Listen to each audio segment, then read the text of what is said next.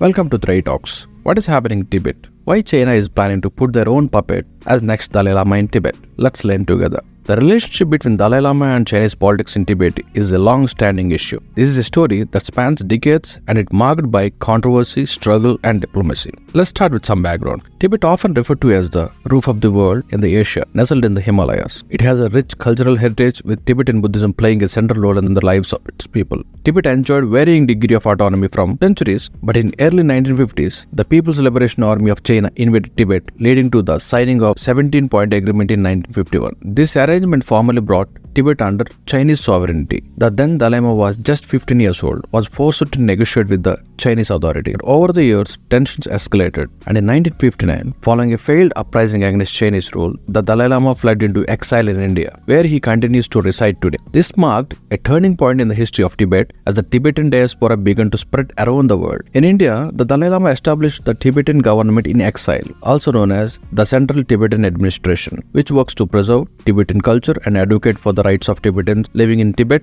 and in exile. The Dalai Lama has consistently calling for genuine autonomy for Tibet within the framework of the Chinese constitution, not seeking for full independence at all. His middle way approach seeks to find a peaceful resolution to the Tibetan issue through dialogue and negotiation.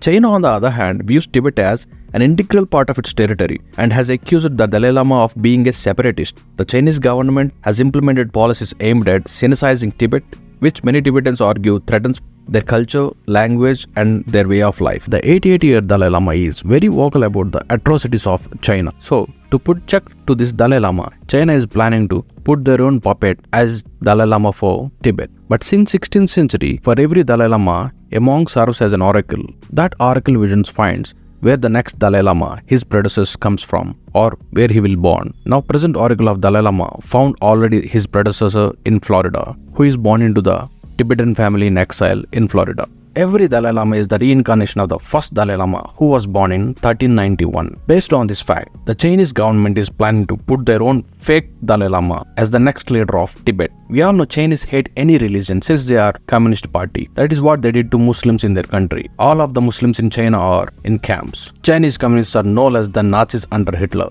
Genocide is not new for them. They want to do same to the Tibet, to eradicate the religion, but the present 14th Dalai Lama said, as far as my own rebirth is concerned, the final authority is myself. Obviously not Chinese communists. The Dalai Lama's cause has gained international attention, with many world leaders meeting with him and showing support for Tibetan autonomy. However, China's growing economy and political influence has made it challenging for countries to openly support the Tibetan cause. In conclusion, the relationship between the Dalai Lama and Chinese politics in Tibet is a complex and ongoing issue. It is a story of cultural preservation, human rights, and diplomatic efforts. The Dalai Lama remains a symbol of hope for Tibetans, while China sees Tibet as an integral part of its nation. Jai Hind.